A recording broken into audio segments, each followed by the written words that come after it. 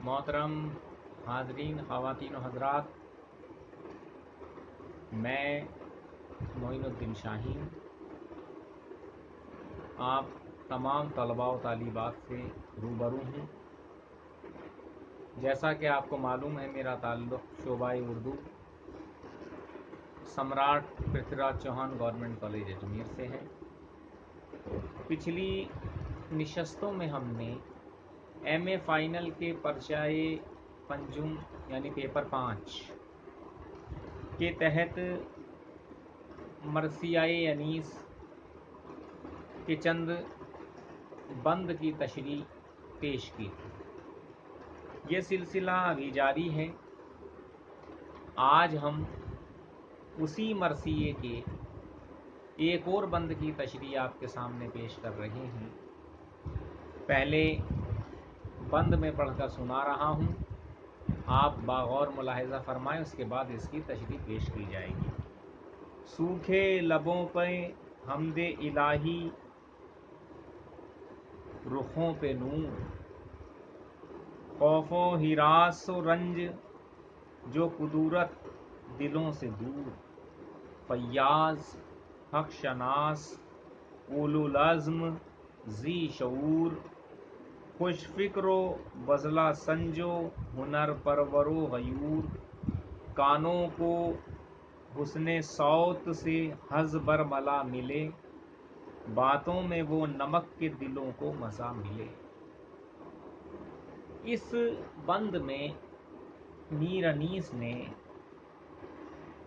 इमाम आली मकाम के उन तमाम साथियों की बहुत सी खूबियों का तस्करा किया है कि वो लोग क्योंकि 3 दिन से प्यासे थे, लिहाजा उनके होठों पर पपड़ियाँ जम गई थी, यानी उनके होंठ सूख गए थे। लेकिन उसके बावजूद वो हमदे इलाही में मसरूफ़ थे। किसी तरह का शिकवा शिकायत उनकी ज़बानों पर नहीं था और उनके चेहरे ईमान के नूर से इस कदर मुनव्वर थे कि जिसकी मिसाल मिलना बहुत मुश्किल है। और उनको ये पता था कि आज योम आशूरा है और हम सभी लोग शहादत पाकर बारगाह इलाही में पहुँचेंगे, लेकिन उनके दिलों में किसी तरह का खौफ व हिरास नहीं था, बल्कि किसी तरह के रंजो कुदूरत के बजाय, किसी तरह के खौफ के बजाय, डर के बजाय, वो खुशी से उनका चेहरा चमक दमक रहा था। कहते हैं इतने फैयाज और हक शनास थे। फैयाजी उनकी खूबी थी, अपने हक को समझते थे, पक्के इरादों वाले थे। उनके अज़ाइम, उनके अज़्म इरादे चट्टान की तरह मजबूत थे और वो ज़ी शऊर थे। अल्लाह पाक ने उन्हें तमाम तरह के उलूम व फ़नून की दौलत से माला माल किया था। खुश फ़िक्र व बज़ला संज, यानी खुश फ़िक्र थे।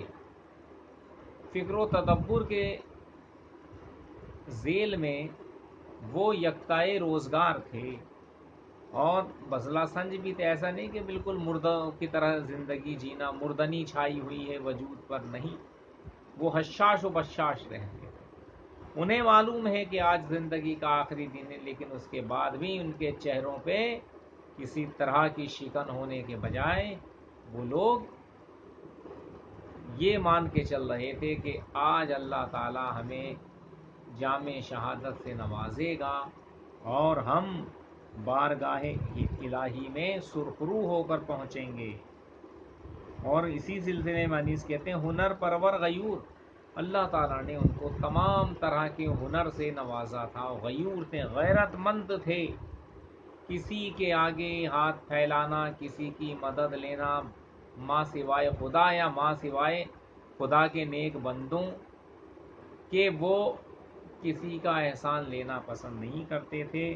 और कानों को हुस्ने सौत से हज़ बरमला मिले, यानी सौत कहते हैं لفظ کا جو زیر و بم ہوتا ہے، الفاظ کی جو گھنگرج کہیے یا الفاظ کا جو آہنگ ہوتا ہے، جو ردم ہوتا ہے، وہ اتنا بہترین تھا۔ کہنے کا مقصد یہ ہے کہ اللہ پاک نے انہیں یا ان کی زبان کو ایسی خوبیوں سے مالا مال کیا تھا، نوازا تھا کہ ان کی زبان مبارکہ سے جو بھی الفاظ ادا ہوتے تھے وہ سننے والوں کے کانوں میں رس گھولا کرتے تھے۔ اتنے شیریں زبان تھے، اتنی لطیف ان کی گفتگو ہوا کرتی تھی، ان کا انداز تخاطب اتنا نرم و شیریں ہوا کرتا تھا کہ جو بھی ان کی گفتگو کو سنتا تھا وہ ان کا گرویدہ ہو جاتا تھا، اور باتوں میں وہ نمک کے دلوں کو مزہ ملے۔ بھائی دیکھیے، جس طرح کے کتنا ہی اچھا کھانا پکا لیجیے، اگر اس میں نمک نہیں ہے تو وہ پھیکا رہے گا، وہ بے لذت ہو جائے گا۔ اس لیے لذت کس چیز سے پیدا ہوتی ہے؟ نمک سے۔ اسی طرح سے وہ کہتے ہیں کہ امام حسین کے تمام ساتھیوں کی زبان میں اللہ تعالیٰ نے کہیں شیرینی اور کہیں نمکین کیفیت پیدا کی تھی۔ دیکھیے، مٹھاس کی اپنی اہمیت ہے، نمک کی اپنی اہمیت ہے، دونوں اپنی جگہ یہ اہمیت کے اعتبار سے مسلم ہیں۔ تو یہ کہنا چاہتے ہیں میر انیس اس بند کے ذریعے کہ امام حسین کے وہ تمام ساتھی بہت ہی وفادار، نرم گفتگو کرنے والے، علماء فضلاء اور تمام طرح کی خوبیوں سے خدا پاک نے ان کو مالا مال کیا تھا۔